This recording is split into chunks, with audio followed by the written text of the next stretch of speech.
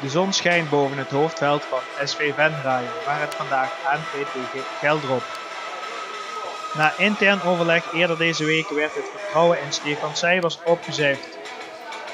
Als trainer neemt nu op de bank plaats Ivo van der Weerde, geassisteerd door de trainer van Heren 2, Gert-Jan Wismans. Voor de opstelling heeft dat enkele gevolgen. Zij komen met de volgende 11 namen: Dirk van Enkevoort, Jordi Wismans, Stef van Dijk, Robert Willemsen en Jesse Peters. In middenveld met Dani Litjens, Stijn Brinkman en Jarno Peters.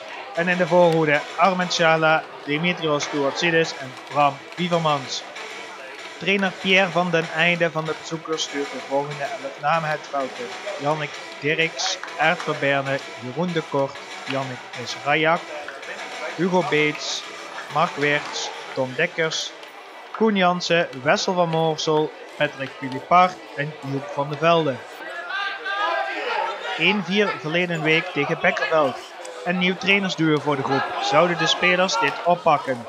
Het antwoord volgt al vrij snel. Hier wordt een hoekschop afgedwongen. Deze wordt vervolgens kort genomen. De voorzet komt bij Touatsidis. Hij schiet tegen de verdediger aan, waar je denkt, dat is een treffer. Vervolgens is het Stef van Dijk die in de kansing de bal in het dak van het doel schiet. Het is 1-0 binnen 2 minuten. Eerder dit seizoen was dat wel eens andersom.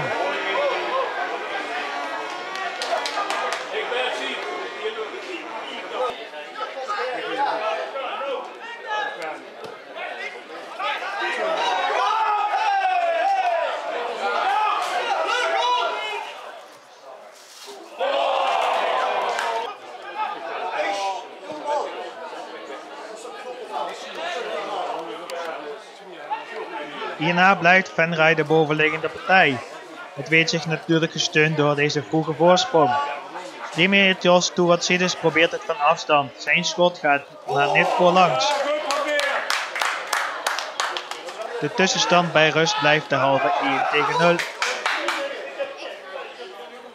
Doet Geldrop dan helemaal niets terug in de eerste helft? Jawel. Maar verder dan deze voorzet die door Jesse Peters onschadelijk wordt gemaakt, komen zij niet.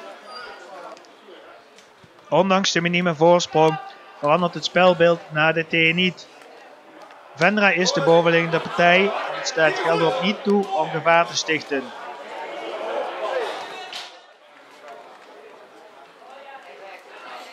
Zelf weet het enkele kansen te produceren. Hier Bram Wievermans met een eerste mogelijkheid.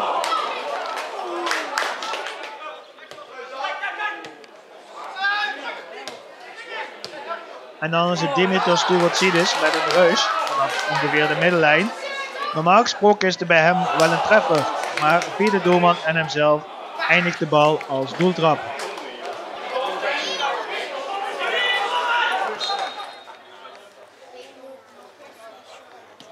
Op 2/3 van de wedstrijd is het Touatsidis die zich erdoor vecht. Hij ziet in de 16 dat Armen Schala is mee opgekomen. De bal wordt afgelegd en Schala schuift de bal zo langs 2 verdedigers af voor doelman Dirks. Sinds lange tijd een basisplaats voor Schala. Hij beloont het vertrouwen van het interim duo met een treffer. De stand is nu 2-0.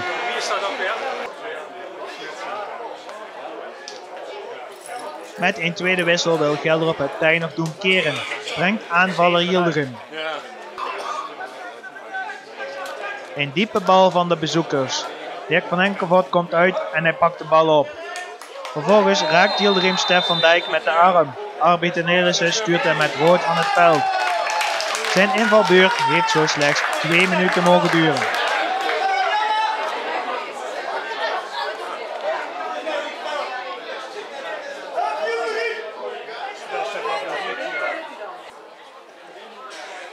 Venray heeft een man meer situatie. Dat is niet altijd gunstig. Maar de roodhemden staan deze middag in puikenwedstrijd te voetballen. Op het middenveld volgen een aantal snelle combinaties. Wievermans stuurt spitsbroer Touatsidis weg. Vierde doelman belandt zijn schot in het doel. Het is 3-0 voor Venray.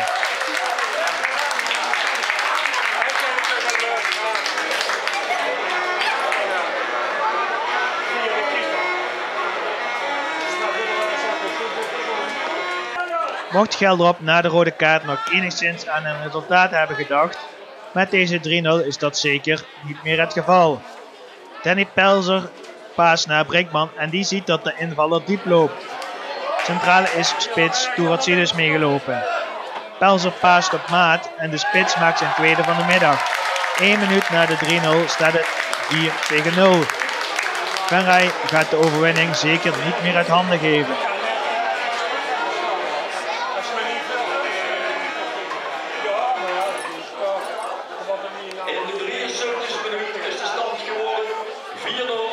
De vraag die nu op de tribune gesteld wordt is of 4-0 de eindstand gaat zijn.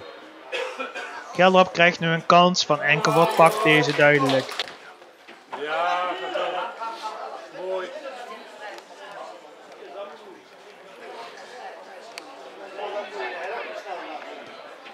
Toeratzidis vervolgens van dichtbij, ook in de handen van de doelman.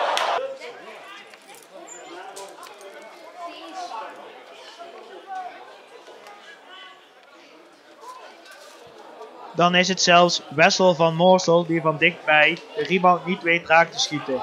Jesse Peters blokt en hij ruimt op. Eerder dit seizoen wist Geldrop beslag te leggen op de eerste periodetitel. De algehele koppositie is een beetje uit zicht geraakt en mag zich dus op gaan maken voor een na-competitie. Ook vanmiddag wil zij niet met lege handen vertrekken. Patrick Philippaert haalt vanaf een behoorlijke afstand uit en zijn schot landt heel mooi in het doel achter Dirk van Enkelvoort. Venray weet zo niet de 0 te houden, maar het wint wel 4-1. Broodnodige 3 punten voor het interim duo van der Weerde en Wismans. Volgende week staat de derby tegen Deurne op het programma, tevens in Venray.